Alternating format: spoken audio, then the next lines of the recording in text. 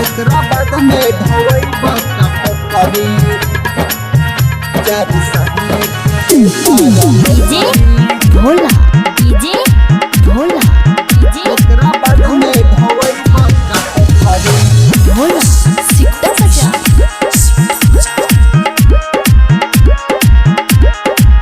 हो 4 साल के हो 4 साल के हो 4 साल के देता रनो करी ओकरा बाद में ढोई काटो करी हो 4 साल के देता रनो करी ओकरा बाद में ढोई काटो करी सबके जिंदगी के करबा बेकार हो हमारा लागता मोदी सरकार हो 4 साल के हो 4 साल के हो 4 साल के देता रनो करी ओकरा बाद में ढोई काटो करी हो 4 साल के देता रनो करी ओकरा बाद में ढोई काटो करी डीजे ओकरा बाद में डीजे भोला डीजे भोला भोला सिक्का बजा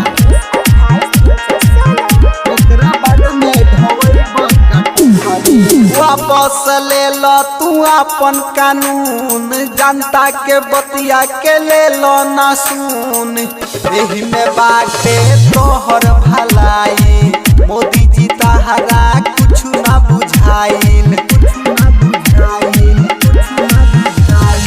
वापस ले लो तू अपन कानून जनता के बतिया के ले लो ना सुन एही में बाटे तोहर भलाई मोदी जी तहरा कुछ ना बुझाइल सबके जिंदगी के करबा बेकार हो हमरा लागता मोदी सरकार हो 4 साल के हो 4 साल के हो 4 साल के देता रनो करी ओकरा बाद में ढोई काटो करी हो 4 साल के देता रनो करी ओकरा बाद में ढोई काटो करी डीजे भोला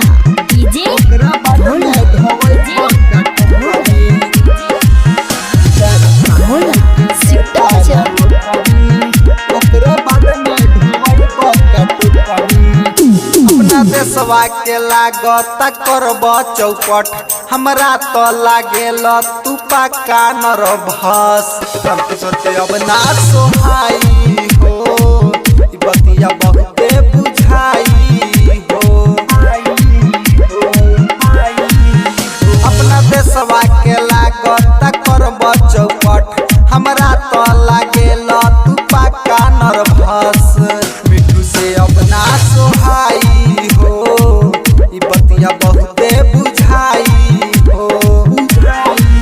सबके जिंदगी के करबा बेकार हो हमरा लागत मोदी सरकार हो 4 साल के हो 4 साल के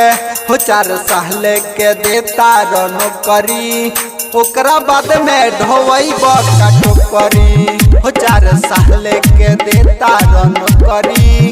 ओकरा बाद में ढोई काटो करी।